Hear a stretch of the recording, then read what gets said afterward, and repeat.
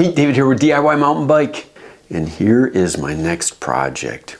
It's what I think is a 1991 Giant Rincon that I pulled straight out of the trash. Leaning against the trash bin as my wife and I were walking in the morning, and I went over and grabbed it real quick. I just can't help myself. It's got flat tires, a crusty drivetrain that's rusted up, and just a nasty saddle that has just gotta go. So this bike has got some good bones. A nice chromoly steel frame. It's about sized right for me. I haven't actually ridden it other than to set my bottom on that nasty seat.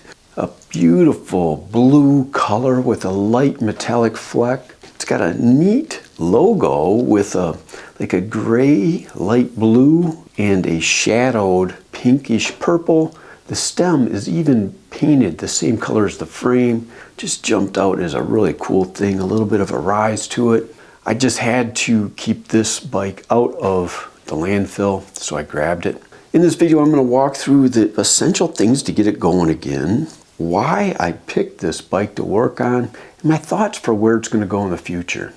So let's see if we can turn this old 35-year-old Rincon into a proper commuter for getting to work. Like I mentioned, I found this bike leaning against a trash bin last fall, and before my wife could say a word, I grabbed it and stashed it in the basement. It's nearly 35 years old, and it shows. A nasty saddle, flat tires, a crusty drivetrain, rust on the cassette and derailleur that's literally stuck in place, but the frame is still solid. And honestly, the dark blue paint and the logos with that purplish pink shadowing is just beautiful. I'm not going to restore this bike. I'm going to do what's called a Restomod.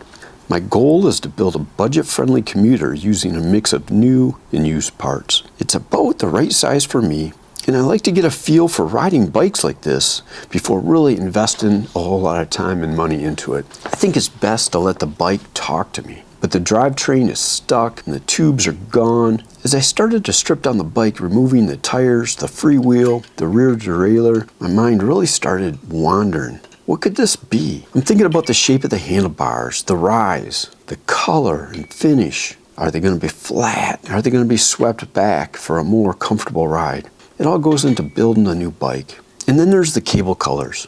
I've got black, purple, blue, and red in my bins. Let me know down below in the comments which one do you think is best. And yeah, that saddle, it's broken, it's nasty, it's gotta go. I've got a few spares I can consider, each one with a totally different shape and position on the bike. I'm not sure which one I'm gonna pick, but I gotta get something on this bike before I start riding it.